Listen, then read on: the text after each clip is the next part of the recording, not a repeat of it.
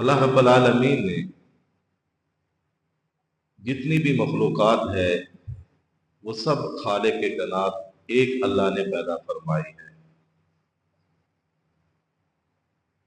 فرشتے جو ہیں، انسان ہیں، ہواؤں کی مخلوق ہے، پانی کی مخلوق ہے، جنگل کی مخلوق ہے، آسمان کی مخلوق ہے، زمین سے نیچے جو مخلوق ہے، اور نہ جانے اس دنیا کے علاوہ پتہ نہیں کتنے جہان ہیں۔ اس لیے کہ اللہ رب العالمین جو فرماتے ہیں الحمدللہ رب العالمین، تمام تعریفیں اس اللہ کے لیے جو تمام جہانوں کی پرورش کرنے والا ہے۔ اگر ایک جہان ہوتا تو لفظ آتا کہ ایک جہان کی پرورش کرنے والا، تو یہاں پہ لفظ رب العالمین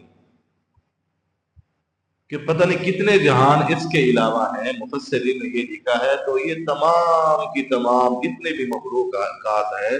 ان سب کو پیدا کرنے والا ایک اللہ رب العالمین ہے، اور پیدا کرنے کے بعد پھر ان کو رزق دینے والا، ان کو چلانے والا اور ان کے سارے معاملات کو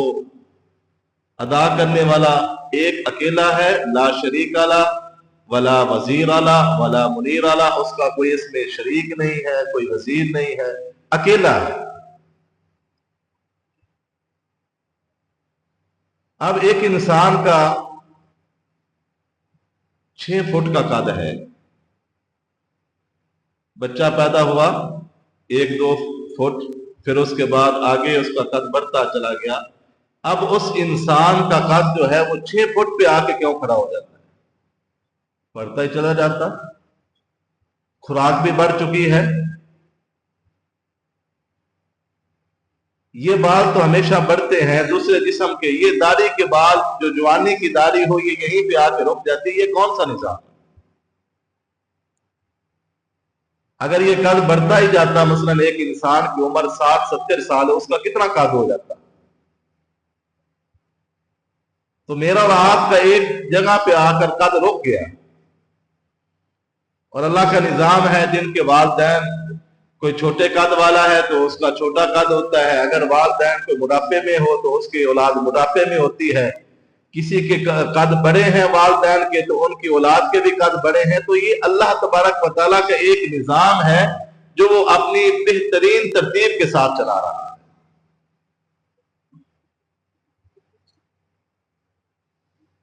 اور ان تمام مخلوقات کے اندر کسی کے اندر اللہ نے خیر ہی خیر رکھ دی ہے، مثلا فرشتے ہیں، ان کے اندر خیر ہی خیر ہے، گناہ کا مادہ ہی اللہ نے نہیں رکھا۔ مثلا اگر جب سے دنیا بنی ہے بلکہ اس سے پہلے جو فرشتہ اللہ تعالیٰ کی تعریف میں لگا ہوا ہے الحمدللہ رب العالمین، سبحان ربی العظیم، سبحان ربی الاعلی، سبحان اللہ وبحمدہ، سبحان اللہ العظیم، اب وہ یہی پڑھے جا رہا ہے، اس نے اس دن سے لے کر آج تک اور قیامت تک کوئی گناہ نہیں کیا، اس کے اندر اللہ نے خیر ہی رکھ دی ہے۔ اور شیاطین جو ہیں ان کے اندر مجسمہ ہی شر ہے، ان کے اندر خیر ہی بالکل نہیں ہے۔ جس طرح یہ شیطان ہے بس اس دن سے گناہ ہی کیے جا رہا ہے، اور ان کی جتنی بھی ذریت ہے، ان کی اولاد ہے، وہ بھی گناہ کیے جا رہی ہے۔ ان مخلوقات میں ایک حضرت انسان ہے، اس انسان کو اللہ رب العالمین نے فرمایا لقد خلقنا الانسان فی احسن تقویم، کہ تمام مخلوقات میں سے سب سے جو میں نے خوبصورت اور سلدار ایک چیز بنائی ہے وہ حضرت انسان کو پیدا فرمایا۔ اس انسان کے اندر اللہ نے 2 مادے رکھے ہیں، شر بھی رکھا ہے، خیر بھی رکھی ہے، اور فرمایا کہ تو نے خیر کو شر کے اوپر غالب کر کے آنا ہے، تیرا امتحان ہے۔ اس لیے اللہ رب العالمین نے 2 مخلوقات کا امتحان لینا ہے، انسانوں کا اور جنوں کا، اس کے علاوہ اور کسی کا امتحان نہیں ہے۔ مثلا جتنے بھی جاندار ہیں، فرشتے ہیں، کسی کا کوئی امتحان نہیں ہے، ہاں اگر بکری ہے اس کے سینگ ہے، اس نے دوسری بکری کو مارا ہے، تو اللہ رب العالمین کل قیامت والے دن جس کے سینگ نہیں تھے اس کو سینگ عطا کرے گا، اور اس کو مارنے کے بعد پھر مٹی ہو جائے گی۔ لیکن انسان سے اللہ رب العالمین نے فَمَن يَعْمَلْ مِثْقَالَ ذَرَّةٍ خَيْرًا يَرَهُ